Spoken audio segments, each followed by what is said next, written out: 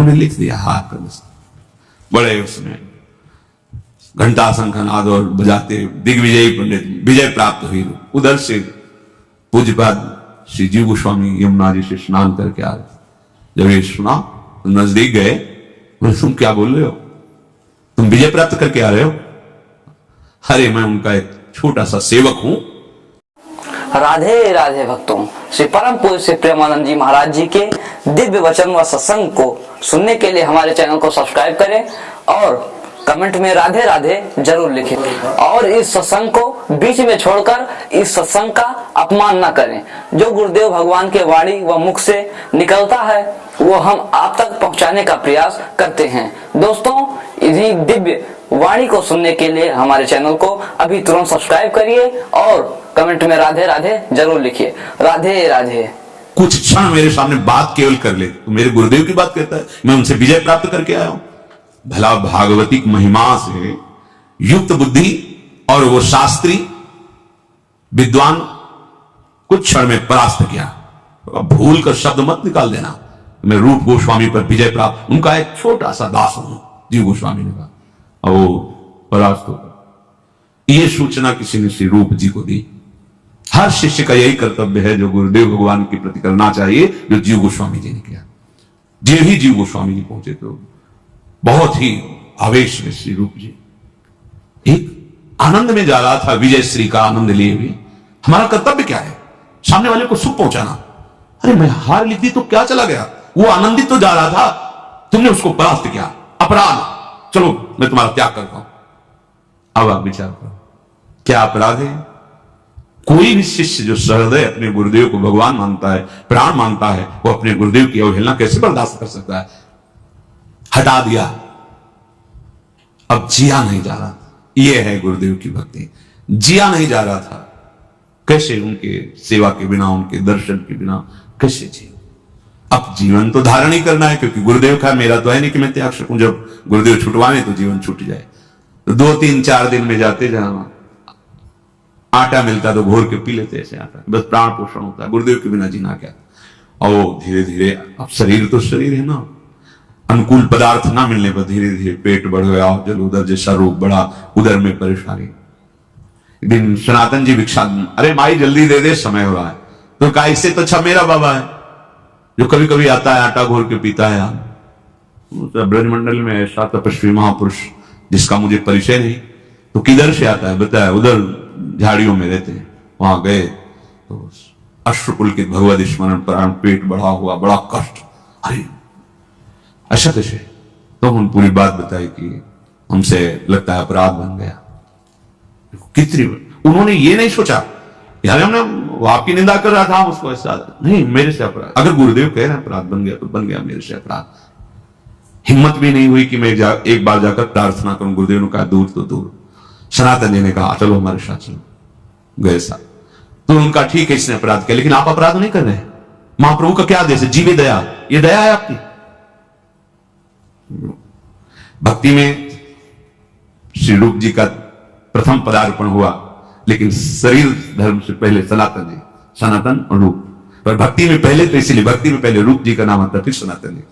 तो उनका महाप्रभु चैतन्य देव की आप आज्ञा का उल्लंघन नहीं कर रहे, ये जीवे दया है, देख रहे हो मृत प्राय हो रहे दुलार के। हमारा जीवन समर्पित है। अहम का जरा भी किनका गुरुजन बर्दाश्त नहीं करते, जरा भी। उनके अंदर द्वेष नहीं होता, उनके अंदर क्रोध नहीं होता। अहम शून्यता, ये अहम शून्यता ही महाप्रेम मिले। कई बार सत्संग में कहा है कि सबके अलग अलग वाहन हैं, कोई गरुड़ पर, कोई हंस पर, कोई मयूर पर, ऐसे। लेकिन हमारी लाडली जू का वाहन दैन्यता है।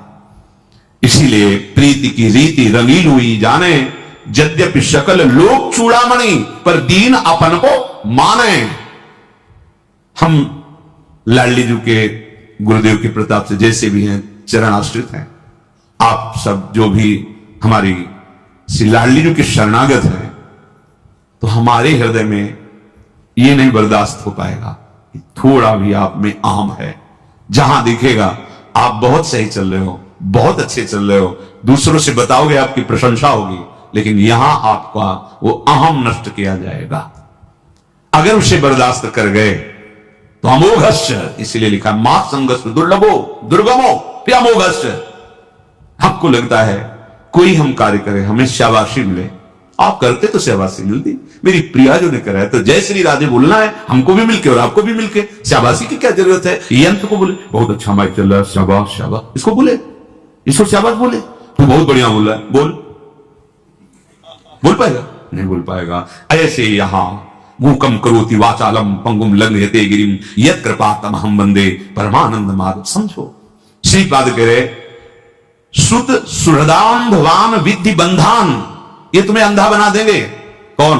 मोह संबंध। और जहां से काम बन रहा है, कितना प्रेम है तुम्हें शरीर में, कितना प्रेम है शरीर संबंधियों में, और कितना प्रेम है इष्ट और गुरु में। आप अपने में देख लीजिए। कष्टम मिष्टान्न पानादिषु भज वसनादिज्वलत्वे भेदाहा। हे भाई, जब तुम्हें अच्छे अच्छे पदार्थ पाने की लालसा जगे तो तुम्हारे हृदय में जलन पैदा होनी चाहिए। ये क्या खाते चले गए, पूरा जीवन हो गया फिर भी आज। देखो इंद्रियों की दुष्टता देखो। माता देवहूति जी भगवान कपिल देव जी से कह रहे भगवान मैं इन दुष्ट इंद्रियों को भोग देते देते ऊब गई हूं, प्रभु अब संभाल लो। ये दुष्ट इंद्रियां कभी नहीं तृप्त हो सकती। रोज ऐसी चटनी, ऐसा ये, ऐसा वो, ऐसा। प्रभु के नाम जपने में वो स्वाद नहीं आता, प्रभु का मंत्र जपने में वो स्वाद नहीं। धिक्कार है रस इंद्रिय को। कष्टम मिष्टान्न पानादिषु, अच्छे अच्छे पदार्थ खान पान की जब लालसा रसेंद्रिय में हो तो आपको जलन होनी चाहिए। बहुत ही परमार्थ बड़ा सूक्ष्म विषय है ये। तुम इंद्रियों की मौज को अपनी मौज मान रहे हो, तो इंद्रियों की मौज तुम्हें बार बार पुनरपि जननम पुनरपि मरणम का दंड देगी, तुम्हें उसका परिणाम नहीं दिखाई दे। तुम अपनी मौज में आओ। तुम्हारी जो मौज है वो स्वात्मानंद है, भगवदानंद है। तुम देह इंद्रियों के भोग में क्यों मौज मना रहे हो? वो तुम्हारा विषय ही नहीं है। अज्ञान से तुम उसे अपना विषय मानकर फंसते चले जा रहे हो। सर्वेशाम शिष्य भृत्यादि वदति विनितोध्यासस्व वृंदावनम भो। कह रहे इसलिए देखो तुम कांप उठो इस बात से कि कहीं किसी रसेंद्री का भोग, जनेन्द्री का भोग या कोई शरीर संबंध ऐसा आगे ना आ जाए जो मुझे धाम से विलग कर दे। कर देता है, कर दिया। बहुत बस ये समझ में नहीं आता। जैसे दिखा एक गया गया गया, उसको नहीं समझ में आ रहा। और जब गया तब पहले से चला जाएगा मुझे पता है, फिसलन है। वो कह रहा बहुत सुदृढ़ भूमि है, कैसे फिसल सकता हूं? नहीं अभी निकला है, गया। ये माया की फिसलन। गुरुजन दूर से देख के बता रहे ये कदम मत रखना, भूल ही न दे, भूल कर पग मत रख देना, फिसल जाएगा। तभी कहा गया कि चाहे शिव विरंच सम होई गुरु बिनु भव नहीं देता। एक कदम मत रखना, उनको दिखाई दे। तुम्हें लग रहा है कि इतना सुख का ये रास्ता है और ये हमको रोक रहे हैं, इसलिए इन्हीं को छोड़ो, ये सुख का मार्ग पकड़ो। गया शिष्य कैसे? भृत्यादि दास की तरह। गुरुजनों के जब चरणों की शरणागति ली जाती है तो बिका हुआ जीवन होना चाहिए। जैसे रूप लाल हित हाथ बिकानी तो निधि पाई मन मांगी। गुरुदेव का तो भाव का ही तो संबंध है ना। आप जितना भाव देते जाओगे उतनी आपकी कीमत बढ़ती चली जाएगी। और जब भृत्य तेरे सर्वेशाम शिष्य भृत्यादि वदति विनितो ध्यासस्तु वृंदावनम।